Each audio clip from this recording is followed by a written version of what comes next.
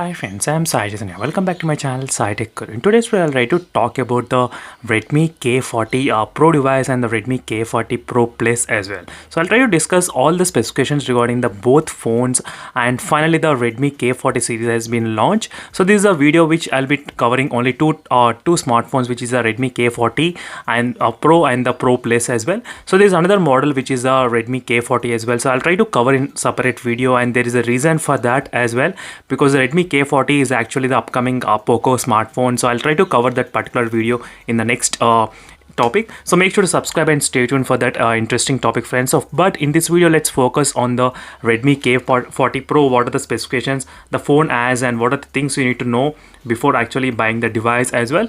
So in the future, definitely friends, the Redmi K40 is going to going to get launched very soon, maybe in the next couple of weeks. So you need to decide which phone to buy if you're planning to wait for this Redmi K40 Pro Plus. So let's see, friends, what are the specifications of the phone as, and don't forget to subscribe and stay tuned for more details, and do check the links for live wallpapers as well. So first, let's talk about the build quality of the phone. The phone will be having the 6.67 inches screen size, so with a super AMOLED panel. So and we are getting the weight about 196 grams. So with 6.67 inches of screen, 196 grams is kind of okay, I would say, below 200 grams. So no issues with the build quality. And phone display as a super AMOLED panel, 120 Hz and 1300 nits brightness.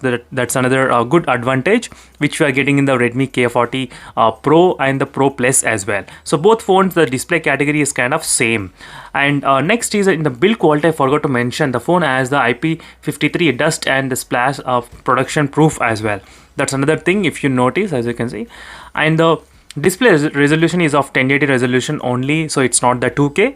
So I did expect the resolution to be 2K, or display refresh rate should be maybe 144 Hz, but that's not the case.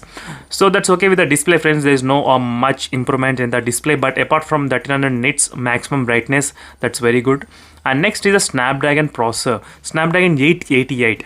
The Redmi K40 and the K40 Pro and the Pro Plus will be having the Snapdragon 888 processor. That's a really good high-end topmost processor, which currently I'm using in my Mi11 device in terms of the Snapdragon 888. So no issues in the Snapdragon 888, friends, so which is fantastic in the phone, no problem at all. And the phone has the UFS 3.1 storage, so which is highly recommended nowadays in the 2021 if you're buying the premium end smartphone to have this UFS 3.1 storage. So next is the camera. Camera is of 108 megapixel lens. The Pro Plus has the 108 megapixel lens, and the Pro has only 64 megapixel lens. So that's another difference between the Pro Plus and the Pro model.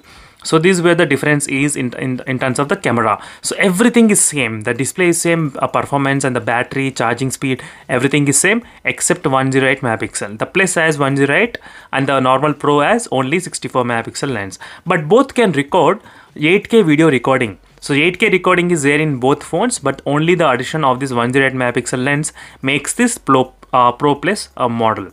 And this is a front camera of 20 megapixel, as you can see, and 1080 30 fps, 720 120 fps. So stereo speaker setup is also present in this Redmi K40 Pro Plus, and all the K40 series stereo speaker setup is quite present. That's another good advantage. And the Wi-Fi 6E is present, as you can see. So this is another latest version, not the Wi-Fi 6, so Wi-Fi 6E. That's another good advantage, having the latest Wi-Fi network, as you can see. And the Bluetooth version is of 5.2. That is another thing to notice. So friends, nothing much special happening here. And the battery is of 4520 mAh of battery. So 4500 mAh of battery is quite disappointing for me. I did expect the battery to be 5000 mAh of battery, but that's not the case. So it's a kind of okay, friends, I would say, but if you're spending that much kind of money, I did expect the battery life to be more.